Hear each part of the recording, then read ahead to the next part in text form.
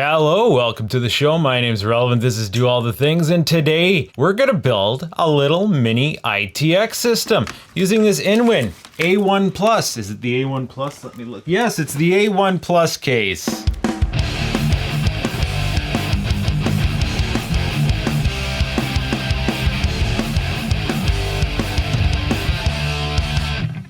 Oh, so this is a Mini-ITX case, if you haven't figured that out already. It comes with two 120mm fans that I do believe are addressable RGB and a 650 watt power supply. It is non-modular, which is kind of like, what year is it again? But at the same time, I don't know you have a choice because of the way it's arranged here. There's not really room for a modular power supply. But then that is part of the joys in doing a micro ATX build. I'm gonna say that several times throughout this video, so bear with me. Micro ATX, Mini ATX, Micro ITX. Yeah, you see, there is no way you're getting the little sticky outy bits that go with a modular power supply behind here. So I guess it's kind of good that they gave you one that is sure to fit, and it should be decent. It is 80 plus gold. That's the minimum I like to do in any of my premium builds. So we got main power, a PCIe, and your ATX 12 volt, and I do believe, yes, there's a SATA power. I don't see Molex, so if you're trying to roll that way with this guy, you're SOL. On top of that, we got this guy permanently coming out of the power supply that seems to go up to feed the Qi charger. Ah, yes, this is built-in wireless charging. That's a nice little feature. This appears to be a glass top. They give you an RGB lighting controller for the addressable RGB lighting, which is handy to know if you are choosing a motherboard. Because of the options that I like, there weren't many in-betweeners. You get a high-end motherboard, you get the really low-end motherboard, and the low-end motherboard's not gonna support addressable RGB. So if that is the case, well, you're saved. You got yourself a controller right here you can use. Ah, and it's got a magnetic. Magnetic, that's cute. Now the board we're using does have addressable RGB, so we're not gonna need this thing. For the other components, we have an Asus Strix B550-I gaming motherboard. Again, we didn't want to go totally low end. In fact, this is I really want a nice computer, but I'm not sure if I'm actually into gaming build. So it's pretty much mostly all high-end stuff except for the video card. We got ourselves a high-end motherboard. We got ourselves a Gen 4 Western Digital Black SN850 1TB. That's the PCI Gen 4, but also the Western Digital Gen 4. They kind of synchronize. For bulk storage, there is a 4TB Western Digital Red, which yes, I know doesn't fit in this case, but I will make it fit. The video card is a nice little cutesy EVGA 1050 Ti, purchased used on the eBay because if they want to get into some gaming, they're not going to have a problem getting started with this thing, and then they can invest further later. The processor is already mounted on the board. It is actually an AMD Ryzen 3600X, and well, I'm not going to show it to you because it's mounted, it's seated, the shmoo is in place. We're going to leave it there. We're going to leave it nice. You can take my word for it. And we're going to top that off with some G-Skill Trident Z Neo 3600 CL 16 16 16 36. Very important numbers, and this is 16 gigabytes. In fact, this system, out of this merit alone, is going to be faster than 99% of the builds that I've seen posted on Facebook throughout the past year, because instead of getting 16 gigabytes of high-speed RAM, well, people these days seem to opt for 32 of mediocre speeds. Hey, I need a vehicle to get to the grocery store. Let's buy a friggin' dump truck. No. This person took the right route, and we got them a nice car with a turbocharged engine. If you're not getting the right RAM, people, you're leaving performance on the table, and I'm sorry, unless you're cutting video or doing some crazy crap on your computer, you don't need 32 gigs of RAM. Sorry, not sorry. So cable managing this guy, I think, is gonna be a little bit of fun because, you know, it's some tight spaces, but pretty sure I can manage. This Truant wildcard right here messes me up a bit. It's just kind of hanging there, but I'm pretty sure we can tuck it up. Out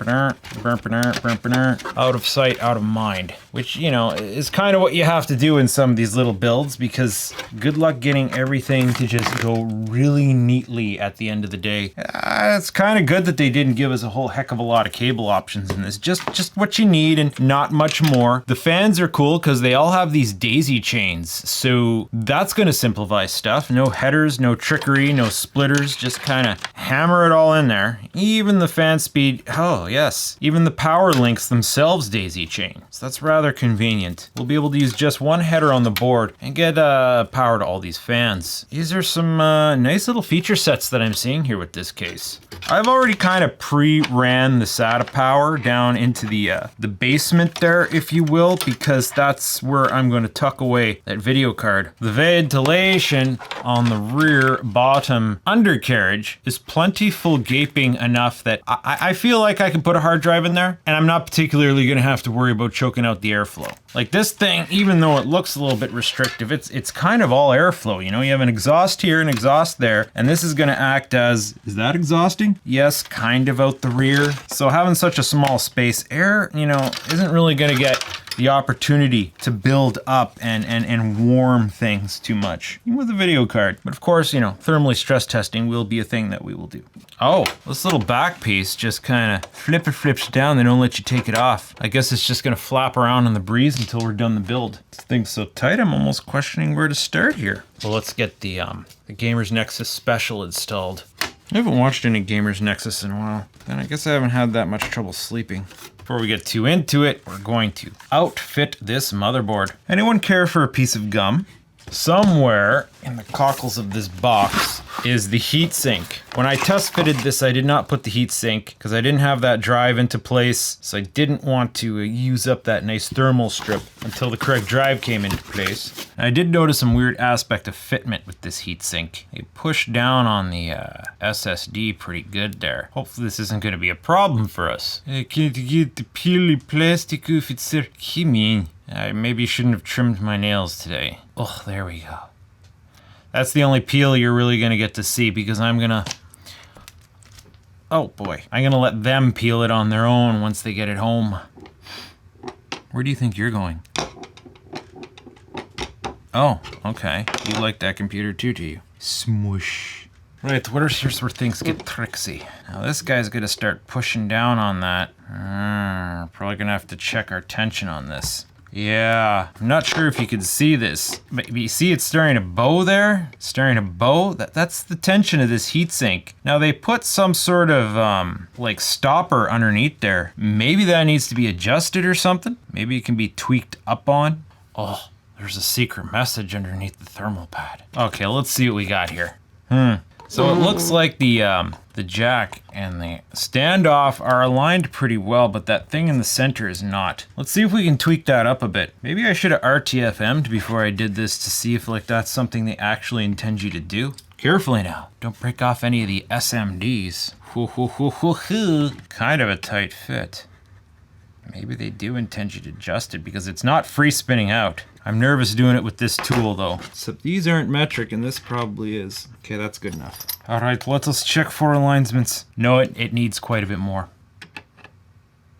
Okay, that seems good there. Oh, but now it's putting pressure on the PCB underneath of it. I'll tweak it down a bit. Okay, that should be a compromise there. So yeah. This guy right here, you're gonna want to adjust it. You can see the clearance in there now. You're gonna want to adjust that to take some of the pressure off your SSD. Now where is the little screw? Now let's see how this all fits together. All right, tighten that down. Maybe we need a thinner thermal pad. All right, it seats nicely now and the SSD stays relatively straight.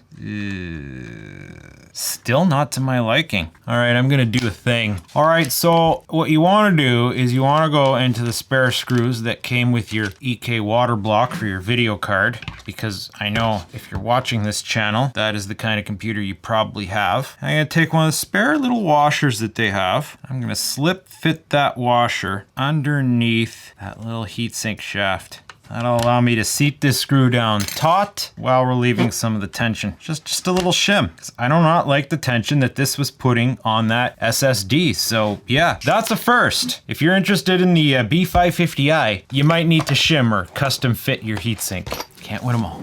Or maybe some of my samples just out of spec. Let's get the RAM in place. All right, so you gotta pay attention when you're installing RAM to make sure you get it in the correct slots for dual channel. Fortunately on this particular board, it's clearly marked. There's one, there's two. No confusion. Oh, look at these nice shinies. Whee! Get it there, sir. Now, I've already tested this rig, just not with this RAM. So, you know, I'm not breaking the rules. You want to bench test your system before you build it. Oh, that nice tight little package, actually. Just bam, right there. That looks nice with this. G-Skill is one of the few manufacturers I trust these days. Been a while since I bought a Corsair set of RAM that I liked. Kingston's good. Actually, Kingston's amazeballs, but they don't make high-end stuff. Some reason, and the stuff that comes close is ridiculously expensive. It doesn't even make any sense. As you can see, we're just using something resembling a stock AMD cooler because, you know, it works, but it's the stock cooler from the 3800X, not the 3600X. They wanted some nice flashy RGB going on in there, but we couldn't find a nice fan assembly that would just stick on and face up that we really liked and seemed like it would perform well, and they weren't digging tower coolers, so. Okay, so do we have to take this all apart before we can fit this guy in there? Is there a route? Is there like, no, that should clear. It just won't clear with the, something has to give here. And I'm guessing maybe we can try taking out just the fan. Now let's see. Okay. Ugh. It's in. Yeah, okay, so you gotta take out the fan. This fan's gonna stay out a while because it looks like getting at some of the cables down there mean, ooh, tight fit. My big man hands might have some difficulty with this guy. All right, where's our little baggie of screws? Oh, look at the little baggie of screws. It comes with so many other baggies inside of it. We got baggies and baggies and it's a bagception. Yes, I think so. All right, which one of these do you figure is the motherboards? Fine or coarse? I think it's coarse. It's always coarse these days. Of course. Oh, yeah, it was coarse. Those are deep in there. And okay. Where'd my screwdriver's not gonna reach? Carefully. Just 4 screws. Oh, wow, they're expecting you to go in this way. And I have a really long bit on this guy. Okay. That is, that's gonna be tricky. Might have to go in and just kind of like finger tight it. Oh, I know. Let's just add an extension on there. Ta-da! So you're gonna need a real long screwdriver to get in down there. What is next? This guy. Conveniently, the motherboard power is just like right there. I'm wondering how much of this motherboard header cable I can cram up here over top of the PSU.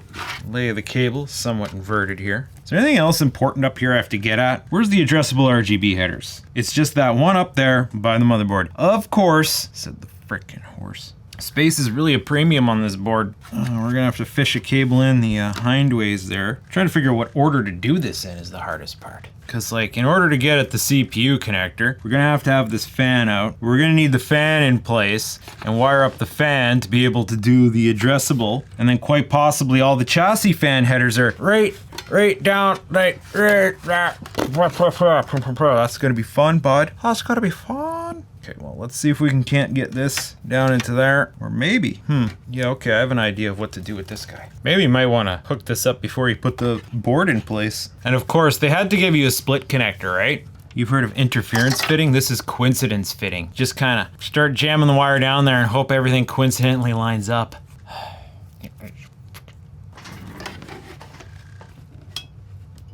Oh, got it. Now I just need a stick long enough to reach down there and push on it. Okay. I think I can put Mr. Serious Loop into place here now. I gotta get these wires fished down and under and around and plugged in at the same time. Come on. Oh, there we go. We're getting surgical, says. Oh, no, that's not gonna work either. This is the most I've used a wooden stick for assembly before, sir. So we have one of the 5-volt headers and the fan header for the chassis fan. Specifically this chassis fan right here, in which we've run the wire down and under. Now, because of the daisy chain system, we have access to those 2 headers from the other side. So now, connecting the rest of this is gonna be a heck of a lot more simple. But this bulky wire here, well, I kind of just want to get that tucked down in here into these nether regions as much as I can. I don't think there's anything else I need to access at the top of the board. And then we're gonna try to get it to go over the power supply. Okay. We got proper the ATX 12 volt tuckered down under there. There's this nice spot along the top of the board that it'll fit in, and then up and under the power supply. It's got a little wrap around here, and then boom, out of sight, out of mind. See if we can do something similar for the big power now. But before we do that, right down there is the front panel connections. We should probably tend to that first before that section gets buried. Man, it's gonna be tricky to make this big beast look nice. Where are the front panel connectors? Surely they're on the rear somewhere. Ugh. Ooh, audio. Damn you, where do you go? What the? How in the frickin' honky pops are you supposed to get down into there? Oh, ho, ho, ho, ho, ho, ho, you're a bastard. I guess it comes up around this way. Yeah, okay. Lucky for us, the front panel connector is just all one piece. It looks like they're starting to come up with a new standard. So getting that on there, it's gonna be a lot more straightforward. Don't have a whole bunch of little individual connectors. Doesn't look like there's a PC speaker in either of this. That satisfying beep is not going to be a thing. If your computer's glitching, it's going to be like WTF. Did they give you like a little beeper? Something? No? I guess those are considered passé now. Front panel audio. It is tucked like underneath here. Like underneath all these heatsink assemblies. That is annoying. I have half a mind to not hook this up. How to get the cable there without having to go all over top. Oh, I think I figured it out. Why is this so tight? This is annoying and it's making me question my sanity. And if you do your job right, you're not gonna be able to see that that cable is there. Can you see it? Can you see it? You see it's down in there now. It's running down in between here. Probably be easier if I didn't have this kind of heatsink, but at the same time, this heatsink is helping hide that thing. Then it's popping out under here and it's going to the back. So that's gonna be good. And then, you know, I got the front panel connected. USB 3, I guess, is next. USB 3 Could get this all preloaded, bent like this. At least now we're getting in the realm of there's actually room in here. Oh, that went on nice. Yeah. I gotta get these fan headers down through that general area too. Up and over, bud. Up and over. Come on. There we go. Ha! You won't even see it. Same with this guy. This is coming along nicely now. I feel like it's all downhill. In fact, that's not even the best route for this. We might have to start cracking into the arse end here, bud. Or the undercarriage, I should say. To start fish and feeding wires into better places. Because we want this wire to go directly into the back so we can use this little channel right here. Let's check out a little channel tunnel. Oh, hey. Oy, yeah. This light wire, instead of going through that hole, we're gonna have it come over and go in through this hole. While we're in here, we might as well get the hard drive situated as per part of the plan. It's a Western Digital Red Plus. I like Western Digital Reds for archival storage, but you want the Plus models because those are the CMR type drives, not the SMR type drives. The shingle drives are good for archival storage, but you know, not active use in my opinion. So I was somehow going to bolt this guy down under here. I had a plan in mind. I just have to remember. I vaguely recall this plan entailed more than one of these holes lining up. That looks like about right. See, it's kind of in there now. If you look, we have a situation where this one screw hole here lined up, and then, oh, we're gonna need a touch more light, eh? This one screw hole here lined up, and then these other two, they kind of interface with the honeycomb there. And it's good enough that once those are tightened down, this drive's not going anywhere. On the downside, you're kind of hard mounted to the chassis, so vibration noise could be a thing. So we'll have to mind that and check it later. In the meantime, I'm gonna need a snubby screwdriver to tighten up on this. Snubby! Also needs a little bit of short action here. I don't even know what to call this right now. Now we just have to, I already got SATA power figured out to get underneath of here. Tucking all in around here and coming through the bottom vent. And I guess, depending on arrangements, it's gonna have to come around this way and look ultra sexy doing it. Just a case of finding the SATA cable now. Oh, does one come with the motherboard? Do they still do that? I swear they stopped giving you SATA cables, or they should stop giving you SATA cables. The things breed in captivity. Or maybe they give you at least one. No, they give you a frick ton of the bud still. Frick ton of SATA cables. Okay. I can see one, and one of these days they should give us none. like phone chargers. Now, are these buddies even gonna be long enough? They're the shortest SATA cables I've seen in a while, but I guess it makes sense since it's a micro ATX. Mini-ITX. We're not fishing that up in this hole here. I guess we're gonna have no choice but to come through the grill. Just have to get a little creative. Hopefully it's long enough to make it to our headers. Oh yeah, it's gonna be fine. All right, let's get our hind end here buttoned up. And boom, that's how you fit a hard drive into this case. It's gonna be just fine. I feel like the airflow is gonna be good enough. We don't really need this. Like maybe, is that for a radiator that fits underneath? No, you couldn't fit a radiator there. Well, you could, but not with the video card in place. I feel there's gonna be more than enough airflow. It's gonna draw it in through the bottom here. So it's gonna keep that drive cool. Data integrity, it's important. That's this system's build. This system is a user PC before a gaming PC, so now I just wanna see if I can get this power connector figured out, and then we can start wiring everything up in the arse. You know, a new Dell 12 volt system seems a really good idea right about now. Now we do have a shroud that comes over this. Oh, this shroud might need to be modified. You're not gonna screw with us like that, are you? Are you? It's a little bit of a conflict. Still haven't figured out, because this video card doesn't need power. I don't think it does. No, it's got no power connector, so we got another freaking guy to hide here. Hopefully I can jam that up over the power supply too. No, absolutely not. So we just gotta kind of bundle this all up in here underneath this shroud. The length is a touch awkward for that. Oh, it's gonna be quite the bundle. I don't get what it keeps getting hung up on here. One job, it's to slide into place, right? Oh, gotta force it underneath this hole. And then in this last little stretch, gotta get all the wires that we have jammed up in the back here unpinched. Yeah, jammed down there. All right, attempt number 2. We have direction now. Yeah, so getting that into place is just a slight act of force fitting, but not too bad.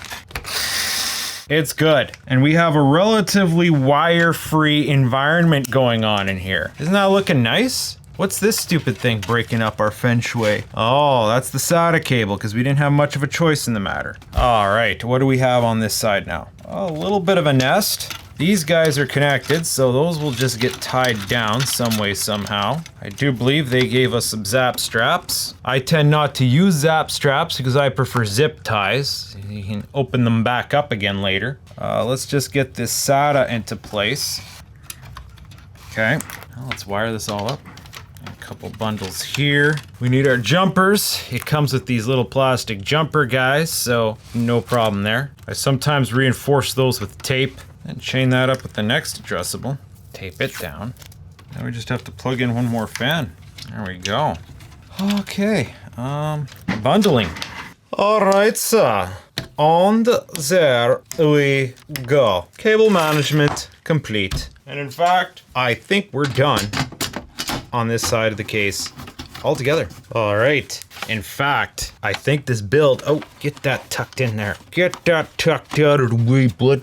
Come on. I think I might need to stick some tape, just maybe, because there's nothing really to, hide some tape up in that corner there. Keep that wire into place.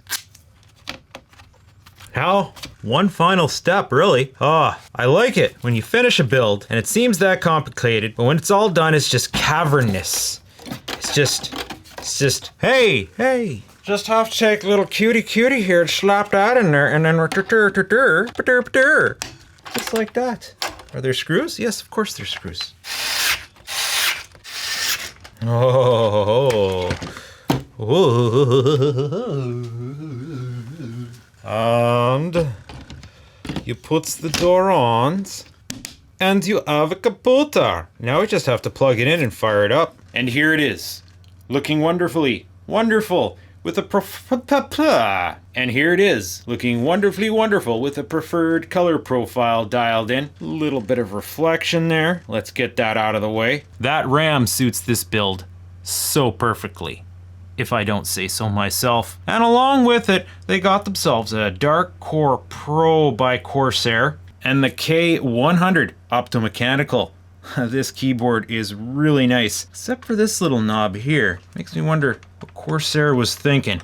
The Corsair IQ software, I find when it comes to programming macros or assigning buttons, isn't as intuitive for programming your buttons as the Logitech software I'm used to, but its lighting software, oh boy, it's light years ahead of anything Asus is doing right now. Sure, we can all agree. We're lucky if when we turn on this system, our Asus profile is going to stay in place for our lighting and we're not going to have to reset it every time. And of course, you have to use Aura Sync because Armoury Crate sucks.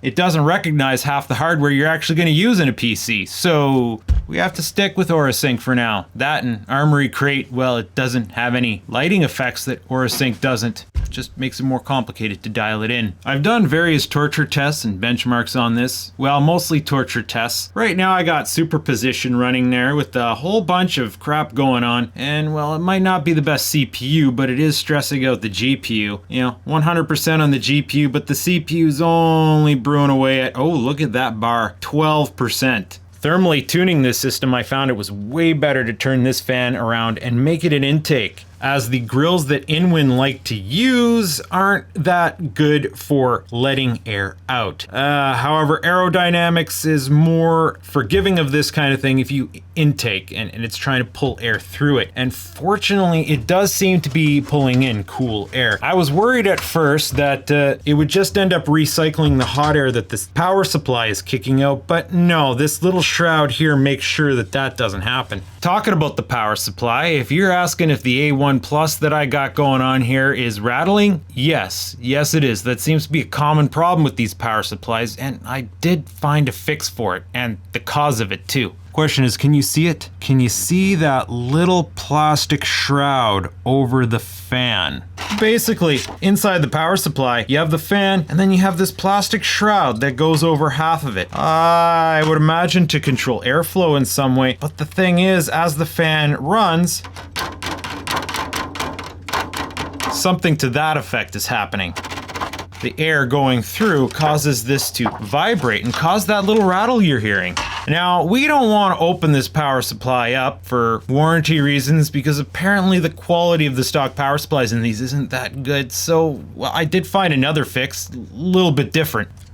Yeah, I just jammed a toothpick under there. I wedged it between the fan and that shroud. It's tight enough that that guy is not going anywhere, and it completely stopped the rattle. Now, one might want to call shenanigans on sticking things into our power supply, but it is a toothpick. Don't use anything metal if you try this, obviously. But a piece of wood, well, it's in there pretty tight if you do it right. Worst case scenario, if it does fall out, maybe it jams your fan and blows your power supply, but people are replacing these or RMAing them anyway. At least it's not going to short anything out. Most likely it would just fall out into your case and your rattle would come back. Needless to say, that's one of the more different computer mods I've done in a while, you know. Interesting stuff comes up from time to time, but that one takes the cake. The only other wild card that popped up with this build is driver support. Very interesting thing happened. Now, of course, it comes with a driver CD, but last I checked, it's 2021, and I don't understand why they aren't giving you free USB sticks anymore, because you know China can crank them out for $1 a piece. This particular board features an Intel 2.5 gigabit Ethernet port. But if we go to the support page to download the driver, it has an Intel Gigabit Ethernet. It's not the right driver. Windows wouldn't recognize it. In fact, I couldn't really find the correct driver. I tried hacking the system by downloading a driver from another support page for an almost identical board with the same controller, but that didn't work either. The problem sorted itself out after I ran all the Windows updates, but still, like, that's, okay, well, you know, I guess they have humans working there and someone made a mistake, and I imagine no one's called them on it yet. But either way, other than that, everything went swimmingly. I do like me an Asus board normally. Just, why does your lighting software have to suck so bad? Now, in this particular configuration, if you wanted to go more hardcore gaming rig, you're gonna want more airflow than I got going on here. You're definitely gonna want an AIO to get that heat out of the case. For what she's using it for, I think it's gonna be good like this. We'll see. I warned them they might want to upgrade to an IO, but for the time being, with that one fan reversed into an intake, I'm getting some pretty reasonable temps here, and you have to stress test it pretty hard before it thermal throttles. So, either way, this is a completed project. And if you like this, well, I do this sometimes. Got another computer build coming, actually. Slightly bigger, beastlier one. And that doesn't include my own personal build. So, whatever. Stay tuned. See what's happening. See what's happening. That sounds like some sort of 80s sitcom. How about no?